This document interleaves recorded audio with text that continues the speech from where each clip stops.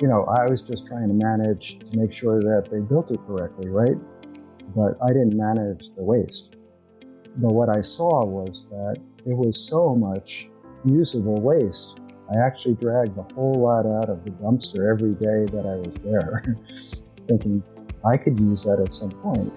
Welcome to the Passive House podcast, brought to you by Passive House Accelerator, a catalyst for zero carbon building. For news, inspiration, and connections from all flavors of Passive House, check out passivehouseaccelerator.com. Sign up to receive regular updates about events, get your questions answered, and contribute to the community dialogue. There's loads of free information for experienced professionals and people just starting out on their Passive House journey. We hope to see you at one of our weekly Passive House Accelerator live webinars. You can also check out our Reimagined Buildings YouTube channel for some great inspiration for both building new or renovating. In the meantime, here's this week's Passive House podcast. G'day, welcome back to the Passive House podcast. I'm Matthew Cutler-Welsh, coming to you from Tamaki Makaurau, Auckland. And I'm Zack Semke, coming to you from Seattle, Washington. How's things in Seattle? They're good. They're good.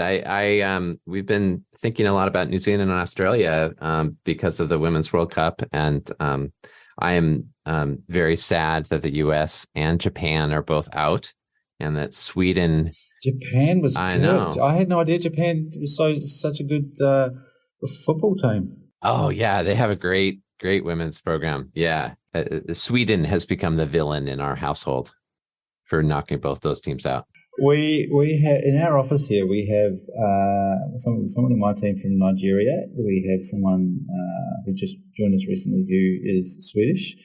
We've got a couple of British people, a couple of Australians. So yeah, we're very diverse. I don't think we've got any Spanish people here. We've been very much enjoying. We've got people from the Netherlands, Germany, all over. So it's been great.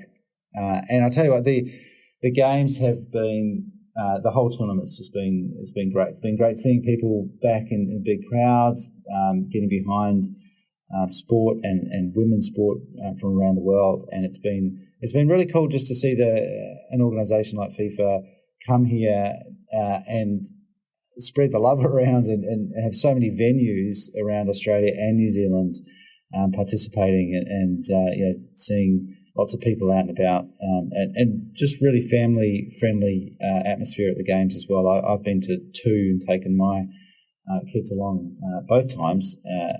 It's been great. That's awesome. That sounds like a lot of fun. Also been busy doing some other stuff in the building industry here. There's been some very interesting other events on which I've been part of. So it's been quite fun. Learning new people, new groups of people that haven't really had much to do with in the past, and from different communities. And there has been some interest in there about Passive House as well, which has been really encouraging, because we kind of think of a building industry here as just one big group of people. In some ways they are, but there are different cultures within that industry that are doing different things. So I've enjoyed meeting people, new people, who then suddenly start talking about Passive House, which has been great. So very promising for the future. Yeah, that is refreshing. All right. Well, we've got something a little bit different today. A chat that you had with a firm about circular economy, about a bit about recycling and just doing things better. And I really enjoy this interview chat about just the way we look at resources and materials and thinking about how to be a bit better at reclaiming things at the end of life. But before we get into that, we've got some people to thank for the podcast. Indeed. So a big thank you to our founding sponsors, 475 High Performance Building Supply, Baxt Ingwe Architects, Glavel, Minitaire, Mitsubishi Electric Train HVAC US, Partel, Rockwell North America, Stocorp, and Zola Windows. Thanks to our champion sponsors, Bewizo, Gradient, Icon Windows and Doors, Intelligent Membranes, PH Air Seal, Proseco, and Source 2050. And a big shout out to our stakeholder partner, NYSERDA, the New York State Energy Research and Development Authority. So in my lounge room in our house here in Auckland, we have these cabinets which my dad and I put these doors on to create a cabinet. And those cabinet doors actually come from a house that we lived in Christchurch. And that house ended up getting demolished after the Canterbury earthquakes in 2011. And those doors kind of disappeared for a while. We went down and sort of stored bunch of stuff away, and eventually they found their way back to us through an interesting set of circumstances. The people that are travelling to and from Christchurch sat in our garage for a while, and then me and Dad decided that we should reuse them. And I thought of those cabinets as I was listening to this conversation, because it reminded me of that project that I did with my dad, and those cabinets that I see every day in my home, and it reminds me of our first house in Christchurch. And I get the sense that a lot of that takes place in Wayne Turett's work. He's a bit of a collector and likes to repurpose products and materials in building projects wherever he can. So I really enjoyed this. Did you want to say anything more about Wayne before we get into the interview? Well, yeah. So Wayne Turett is the owner of the Turett Collaborative, and he has created this really wonderful project called the Greenport Passive House, which is his own house. And through that experience and his passion for reuse of materials and thinking about waste streams and the circular economy, I think has learned a bunch. And I think he's sort of emblematic of a lot of practitioners out there who are thinking about all these different, basically resource efficiency and how to and so they're, on the energy, passive house is that there, but there are all these other elements to that. And so it was really fun to hear about that journey and, grounded in a real project and some of the kind of challenges and then how he was finding solutions to them. All right, let's get into it. Welcome, Wayne Turett. You're founder and principal of the Turett Collaborative, and we are super excited to have you on the Passive House podcast. Nice to be here, Zach. Thanks for having me. I'm really looking forward to this conversation because I know that you have been doing a lot of thinking based on your personal experience in the dirt about the circular economy and construction waste and passive house. And there's this really interesting, I think, kind of connection between resource efficiency, which is and efficiency in general, which is what Passive House is about, and the circular economy. But I think that probably a lot of us could be thinking more kind of clearly about that. So I'm looking forward to you illuminating that for us a bit today. But before we do that, maybe we could just start with a little bit about you and the Turett Collaborative. Even as a kid, I was always inventive in making things. I always made models and things like that. And as I got older, I had a connection in the construction industry in New York City. So I was a carpenter on high-rise construction buildings. I made the formwork for concrete. So they'd pour the concrete, and then we'd do the next floor and the next floor. And basically it was, I did it in the summer times for about 7-8 years. And, it was fast-paced.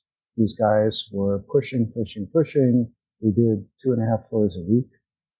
I've topped off a few 30-story buildings. Wow. And then I also went to college and I explored art classes. I was always good in math, but I didn't know that I was okay in art. So I explored some art classes and really liked it. And architecture was a challenge. And so I like challenges. And so I went into architecture school, and then I came out. And, and I was always a little bit entrepreneurial. So after working for architects for a few years, I launched my own firm, and that was in 91. Yeah. So, and in 91, passive house wasn't part of the landscape yet, really. I mean, there was some proto passive house work happening in Canada and elsewhere, and I think it was about to get going in Germany. In those early days, where was sustainability part of the deal, or for you, or was that something that grew as you were practicing? I was always fascinated with things like that, being resourceful. And I don't know if you're old enough to remember, but there was a journal put out by Stuart Brand called the Whole Earth Catalog. Oh, yes, I do remember the Whole Earth Catalog. Yeah. And I was fascinated. I still have my Whole Earth catalogs. Yeah. And in the Whole Earth catalog, there was a lot of DIY stuff. And, but back in the 70s, we had the gas crisis, and architects became very, resourceful in basically making energy efficient homes and things like that. And whether I'm correct or not, I like to think that what happened is that in America, fuel got cheap again. So we became, McMansion builders again. So, but in Germany, it continued to blossom. Yeah. And in Germany, they ultimately developed the passive house system, which is a very easy system to follow. A lot easier than LEED. I mean, this is interesting that I know the Whole Earth catalog because my dad subscribed to it, and so I grew up. I mean, I was born in the early 70s, and so it was around the house. And my dad was a builder and was I think dabbling kind of he was doing a lot of custom homes and dabbling in passive solar design and construction. Kind of before the building physics had gotten to this level that it is at now. So it sounds like there's maybe some similar kind of experience for you. I think so. Yeah. It sounds like it. Yeah. It seems though that, the passive house couldn't come about, or maybe it came about and this was developed, but because it requires such a sealed up envelope, back in the 70s, if we sealed the envelope up, we ended up with sick building syndrome, right? Right, exactly. And it wasn't until the advent of the ERV that we were able to overcome sick building syndrome and still seal up the buildings. So I don't know when, like for instance, I've used Zender products, and I don't know how long they've been in business, but without that product, we're kind of not able to do passive house. Right. Yeah, I mean, I think it's interesting to kind of see this progression to passive house and as both. I mean, I think that you're right that there are these really important component innovations that have happened, and then also just this series of problem solving. Like, if we mess with this part of the system, then there's this other impact, and so kind of understand this growing realization about all of those interconnections, and then how to manage heat and moisture to avoid those issues. And then, lo and behold, you have passive house or something very close to it.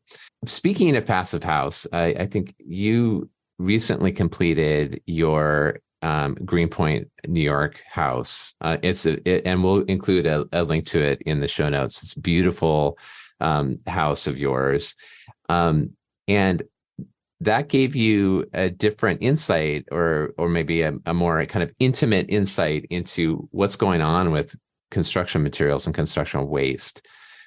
So maybe could you start by telling us about that project, and maybe a little bit about how you were dealing with reuse and recycling? Mm-hmm. Sure. And I'll give you a pass on this, but because you're in the other part of the country, it's Greenport. Oh, Greenport. Thank you. Greenpoint is actually in Brooklyn. Got it. Thank you. So in Greenport, I did this passive house, for myself. And it was the first time. So there's a big learning curve. But I have to admit, it's where I first realized the waste and potential of recycling in construction. The amount of, I was just trying to manage to make sure that they built it correctly, right? But I didn't manage the waste. But what I saw was that there was so much usable waste. I actually dragged a whole lot out of the dumpster every day that I was there, thinking I could use that at some point, right? And, I'm a dumpster diver from way back. That's just my mentality. That's just my personality. I like being able to find things and reuse them and make them into something else. So, pulling them out of the dumpster wasn't that crazy. My wife still thinks I'm crazy. Mine too. So, and over the years, I've saved many appliances from projects that were demolished. And, in New York City, there's a lot of really good stuff that comes out of apartments and townhouses that are still very usable. So in my basement in another house, I used to collect all these things. I still have a couple of, range hoods and things like that. But if you need one, tell me. Okay. But I would find light fixtures and plumbing fixtures from other projects. And in my house, I reused a lot of light fixtures and I reused a lot of appliances in the house. And then later on, I actually, from some of the stuff I took out of the dumpster, I made a shed that looks a bit like the house. Yeah, no, I saw that. It's a cool space. It's like maybe like a writing studio or something back there. Yeah. And the roof came from the extra roof stuff. The siding came from the extra siding. So I was able to reuse a lot of that stuff. And the problem I saw was that there was no sorting. Everything went into one big dumpster. And I've called the local hauler, the local sanitation company. They're basically out there. It's pretty remote from New York City. There aren't that many different, not recycling, but basically dumpster companies. Mm-hmm. Anyway, I spoke to them about, sorting and what do you do with this stuff? And they said, well, we're just a small mom and pop sort of company. We take everything to our yard and then we have a company haul it off and they put it in some ground, somewhere. Right. And, my thinking is that if you were able to at least sort out the wood from everything else, you might be able to, reuse that stuff. Or there's lots of things like partial rolls of roofing. There's nails, there's screws, there's, half-used paving compound, 5-gallon buckets. All that stuff could still be used. I have a dock and I dredged it, which is kind of a long story, but with a lot of regulation. But basically, I dredged it and I sent all the dredge material to a facility that reuses it, that sorts it out to be used in roads, road construction. Mm-hmm. So, and in our projects going back to 1999, we've used timber from buildings that we demolished or partially demolished for flooring, for stair treads, and for furniture. So we've tried to, do this over the years. One of the things that you shared with me before we had this conversation was that stat from the EPA saying that construction waste in the U.S. amounts to 2 times municipal solid waste. So I think, we tend to think about the garbage and where our garbage goes. Right. But the construction waste kind of is clearly dwarfing that. So this is a kind of a pretty significant societal problem. So could you tell us a little bit? I mean, I think a lot of people know when they hear circular economy, they know what it is, but could you describe the circular economy and how you see architects kind of interacting with that economy and, based on this experience? Sure. I mean, in my mind, this, what you're referring to as circular economy is sort of being able to take the materials, build a house, a building, take the leftover materials, reuse it in some way. So it's always, being used, always being brought back. I think that architects could play a leadership role in this. For instance, in the specifications in our projects, could we not, specify that the waste gets sorted? Could we not specify that, appliances that are removed from renovations be repurposed into a reuse facility that other people can take and use? I think it could be that we are the agents of change here. Maybe not the only agents. I mean, I think that for something like this kind of thing to happen requires a kind of concerted effort by lots of different professionals and the attitudes of people. For instance, I have a project out east that the client was insistent that the old kitchen cabinets find a place, not in landfill. Right. In someone's home. That kind of attitude from a client is rare. But, if more people can change and think that way, I think that we could start to turn around. I mean, think about composting. In New York City now, we're going to start to compost. Like someone will pick it up from New York City, take our food waste and compost it. That's kind of a sea change, don't you think? And I'm sure Seattle is way ahead of us, right? When it comes to that. I think that we could basically help make this happen. Yeah, that's a good point that there are a lot of players here. I think that the other thing that curious to talk a little bit about the economics of things, and I think there's probably a cost to bear, but also there's value in this material. But kind of beyond the cost question or considerations are also this kind of intangible soul or value that having reclaimed cabinets can bring to somebody's new build or retrofit. And we live in an old, not yet passive house, far from it at this point, 1905 house in Seattle, and the previous owners, their family home, their extended family's home in Wisconsin was condemned because there was a highway expansion that was going on. So they dismantled this house and actually put some of the built-ins and interior trim and stuff on a rail car and shipped it to Seattle, which is kind of crazy in some ways. I mean, just because I think that there was just this emotional connection and bond they had with the house that they grew up in, and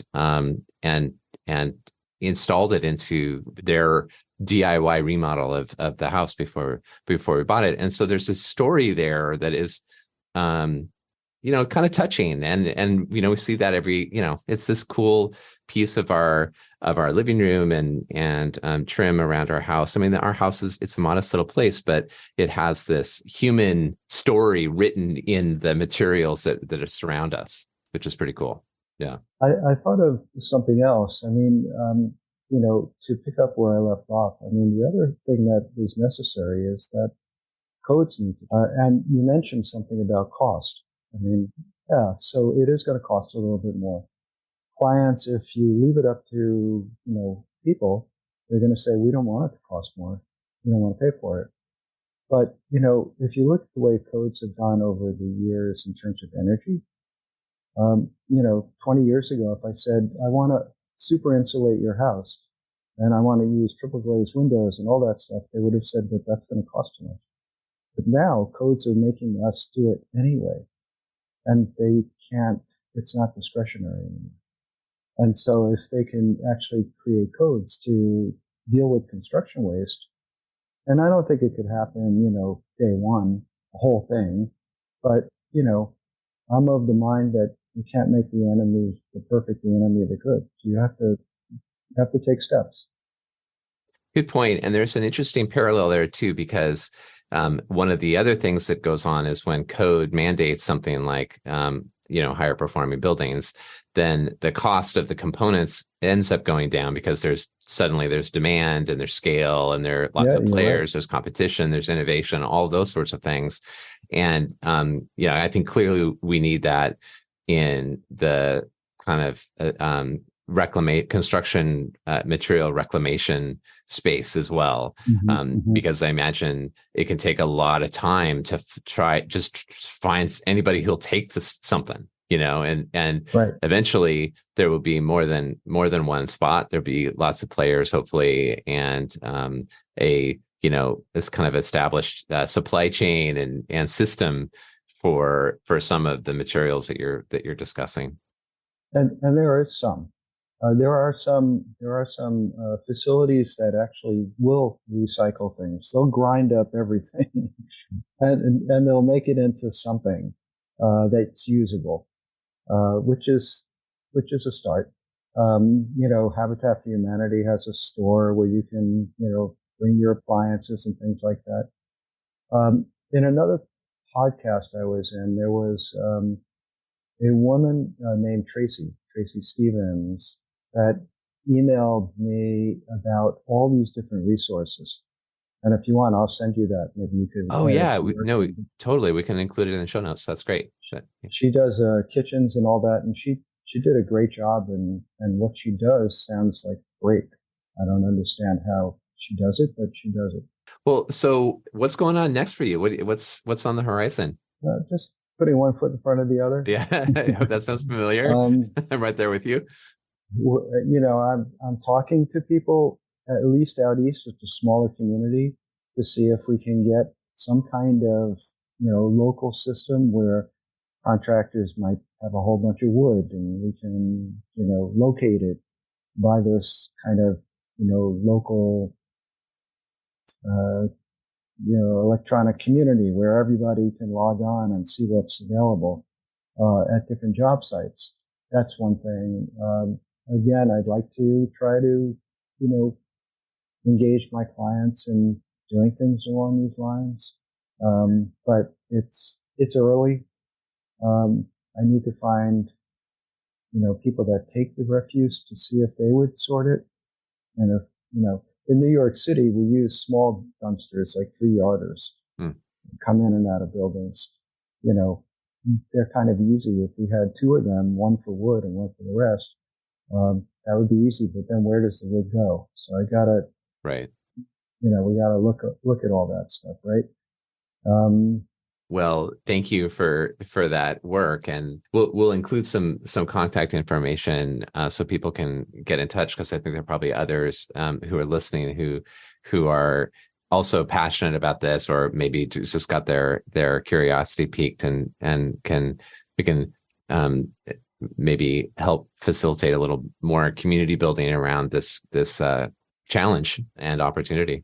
Great. Well, thanks, Wayne. Is there anything else you'd like to add before we wrap up? It's basically doing small steps that you can do can help. Don't hesitate to just do one little step. I'm talking to people who are doing renovations, clients, and also design professionals. It's okay. Just ask. Can we recycle? Can we send this to such and such? Are you okay doing that? I think it's good just to do. It's probably what I'm saying is don't feel like you have to do the whole 9 yards all at once. Do what you can when you can. Yeah. Well said. Well, thanks, Wayne. And that was Wayne Turett of the Turett Collaborative. And if you check out the Turett Collaborative, we'll put some links to the show notes. You can actually see Wayne's own home there, which is it looks stunning, Zach. It's beautiful setting. Mm-hmm. Yeah. Yeah. As I was saying at the outset, I really enjoyed listening to that, and I can relate to that idea of retaining materials from one building to another, as can you in your house. That's right. Yeah. I see it every day. Yeah, it's cool to have this story, like, these pieces of your house have this narrative behind them. It's fun. Yeah, I mean, you didn't really address the time involved in that, and that it is a very manual, almost labor of love to handcraft. You often have to denail things and take them apart very carefully, and it's almost like a restoration project. And then building. I know from working with Dad, it was a great project to do, just me and Dad. But creating, it would have been way cheaper and way quicker to go to IKEA or go to a furniture shop and buy a cabinet. Yeah. But it's a lot more satisfying, but it is more work. So obviously it's not necessarily scalable to do and currently economical. But I'm also very interested in new ways, new technologies, things like blockchain that I've heard about being used and sharing things online about what's available in a particular location, and ways that technology may be able to open source in a way, or crowd share products and materials that are leftovers, and then people to be able to link up with what's available in one place and what can be used in another. So I think there are ways to make that resource sharing scalable.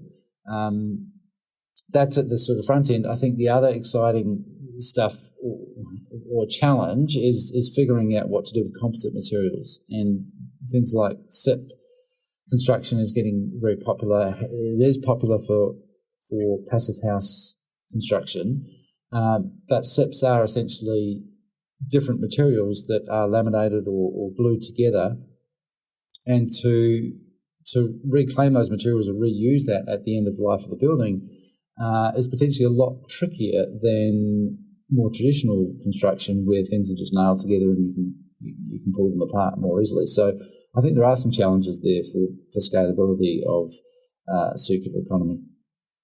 Yeah, and that also points to the importance of early design decisions in how things are, how assemblies are put together, in setting up the possibility of a circular economy with buildings and the construction stream, or the construction waste stream, and not finding ways for there to not create waste at the end of the building life. I think there are some cool resources that Wayne told me about, that Tracy Stevens has turned him on to, something called the Freecycle network, and also a company, Evergreen Recycling Solutions, that does a bunch of. So the Freecycle network is more like reuse of appliances or vanities and sinks or doors, windows, that kind of thing. And then the Evergreen Recycling Solutions is just their creativity in recycling stuff to create, like alternative fuel from wood and lumber, or crushing masonry and tile and porcelain into and using that for road paving, those sorts of things. But there's another, I want to share another thing that's brewing, and that with New York Passive House is working on here, let me bring it up on my screen, a regenerative metropolis event. So it's called a Regenerative Metropolis High Performance Carbon Sequestration. This is coming up on September 22nd and 23rd. And it's a hybrid event at Parsons School of Design in person, but it'll also be online. I believe it's free. That I think is the plan. And they're going to be diving into ideas of regenerative design, including things like the concept of urban mining, which is a cool concept where you think of the existing city as full of resources that can be mined when building is and ends its useful life. And so there's I think we're kind of, I think, of this exploratory discovery stage, this exciting time for these questions of what to do with construction waste, how to divert it, how to minimize it, and create this circular. It's definitely some really cool stuff to think about, and I quite like the suggestion that Wayne had there of different people in the process of design construction taking responsibility, and I quite like the idea of specifiers being agents for change and requiring or writing a requirement as part of a specification that either responsibility is taken by the suppliers to deal with packaging or deal with offcuts, or even further along taking responsibility for those products that are included in the build.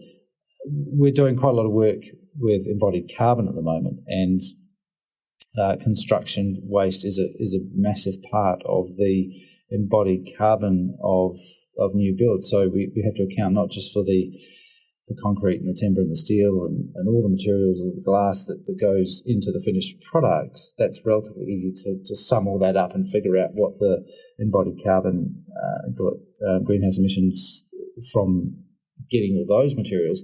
But for every piece of concrete, every piece of timber that finishes in the building, there's a whole bunch more that ends up as offcuts. So that has to also be accounted for, and the more we can reduce those offcuts or recycle those back into a manufacturing process or reuse them somewhere else, that can be used to offset the embodied carbon of either the original project or the project that they end up getting used on. So I think this will become more and more important as people get more detailed with their embodied carbon analysis as well, which we're seeing a lot more of at the moment. Yeah, definitely. I don't know if you saw the World Resources Institute report on timber as a carbon sequestration strategy, and was bringing up these questions of offcuts, as also the amount of a tree or a forest that's left in the ground or on site during harvesting, and that often is not accounted for in the carbon accounting, and that's that actually becomes emissions.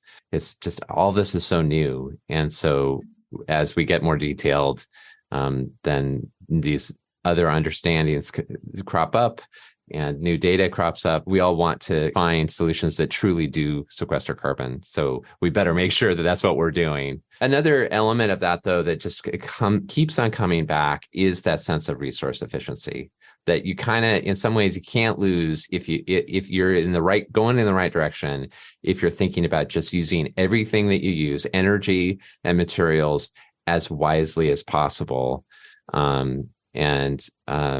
So maybe the idea of using more wood than you would normally use just to sequester carbon, maybe that's not a good idea. So anyway, I'm not claiming I have the answers here, but it's a lot of questions out there. Yeah.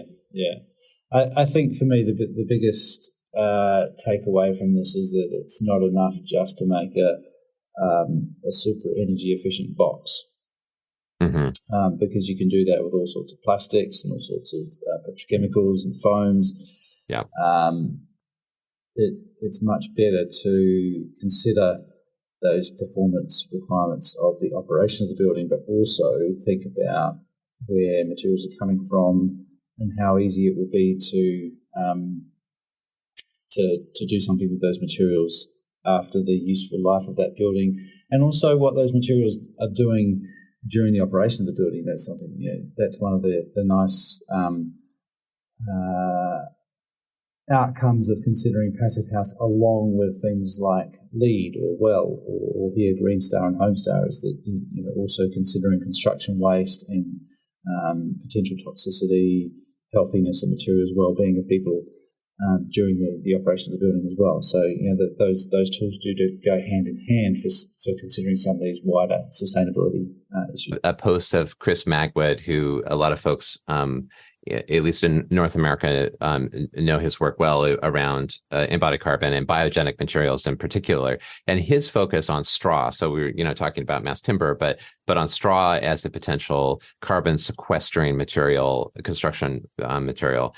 And so I'm going to share a link to this product that's a straw insulative panel that can be used on site, and is super interesting, I think. So you don't awesome. Straw construction. I think we think of like, oh, it must be a straw bale construction, and kind of a little out there in terms of standard practice, maybe even a little bit hippie.